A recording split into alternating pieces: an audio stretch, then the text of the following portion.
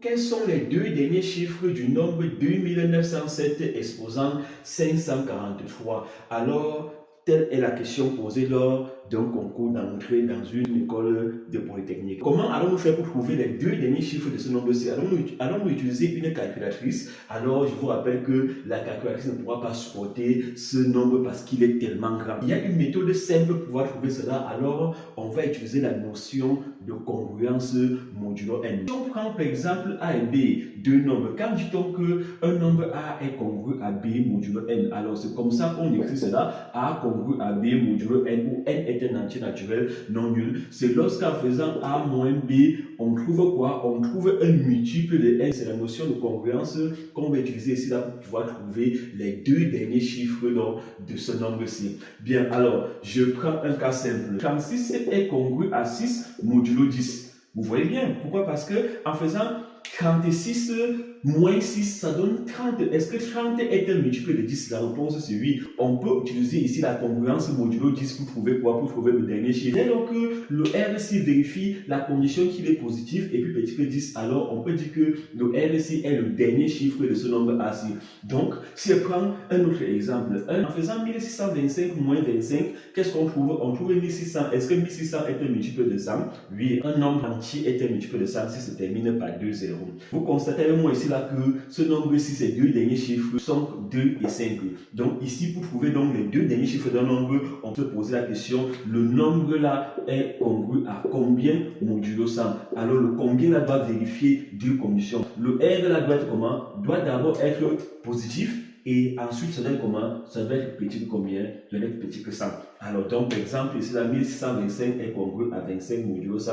Et vous voyez bien que pour ici, là, que les deux derniers chiffres de 1625, c'est combien? C'est 25. Pour trouver dans les deux derniers chiffres d'un nombre, on peut utiliser la congruence modulo 100 de ce nombre-là. Bien, puissance 543 est congrue à combien modulo 100? Alors, on va donc chercher ce qu'il faut donc mettre ici, là. Pour cela, qu'est-ce qu'on va faire? On va chercher les puissances de 2905 modulo 100. 2900 puissance 0 est congru à combien modulo 100? 2907 puissance 0 c'est 1, donc c'est congru à 1 modulo 100. Là, il n'y a rien à dire. Je continue. 2907 puissance 1 est congru à combien modulo 100?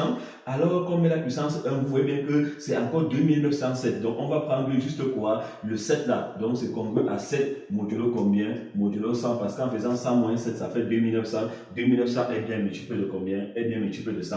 Je continue. Donc, je vais lever ça au carré. Il y a une propriété qui dit que quoi? Qui dit que si A est congru à B modulo N, alors A puissance K est congru aussi à B puissance K modulo quoi? Modulo N. Donc, ici, là, je vais lever au carré. Je lève ça au carré, ça fait 2907 puissance 2 est congru à combien? 7 au carré, c'est 49. 49 est encore petit que ça, donc on peut retenir cela. Donc, on va mettre à 49 modulo combien?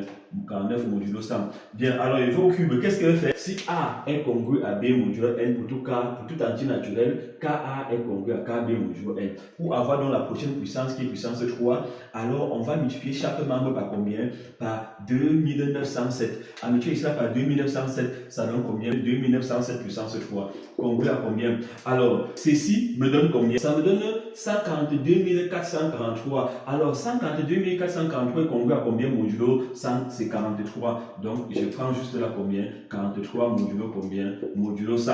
Alors, je continue. Je vais maintenant puissance combien? Je vais maintenant mettre puissance 4 ici là. Je peux venir ici là. Je vais juste ça au carré, membre à membre. Ça va être congru à combien modulo 100?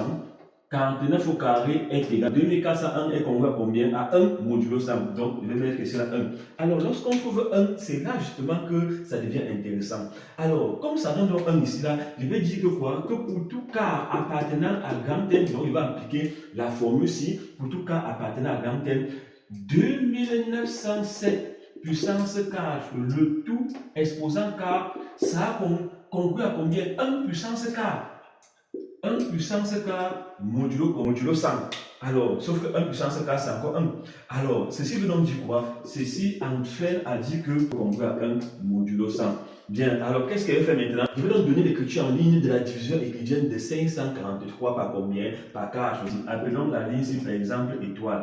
Et la ligne étoile donc implique à dire quoi? Je vais donc élever sa puissance combien? 135. Ça fait donc 2907 puissance 4. J'ai fait tout ça. Donc, je vais utiliser la propriété ici qui dit que si A est congru à B modulo N, alors A puissance K est congru à B puissance K modulo N. Bien sûr, ici, un entier naturel puissance 135. Alors, c'est congru donc à, j'élève la partie puissance quoi? Puissance 135. Ça a congru à combien? 1 puissance 135, c'est encore 1. Modulo combien? Modulo 100. Alors, maintenant, donc, qu'est-ce qu'elle veut faire? Pour avoir quoi ici, là, il faut que je multiplie partout par combien? Par 2907 puissance combien? Puissance 3. Alors, donc, ceci veut dire quoi? Modulo combien? Modulo 100. Ceci là va me donner, en utilisant la formule des puissances, ça va donner 2907 puissance combien? 4 fois 135 plus combien? Plus 3. Congru à combien? Le côté ici, 2907 puissance 3 est congru à 43 modulo 100. On va mettre 43 là parce que ceci est congru à 43 modulo 100. Ça, c'est pas transitivité, n'est-ce pas?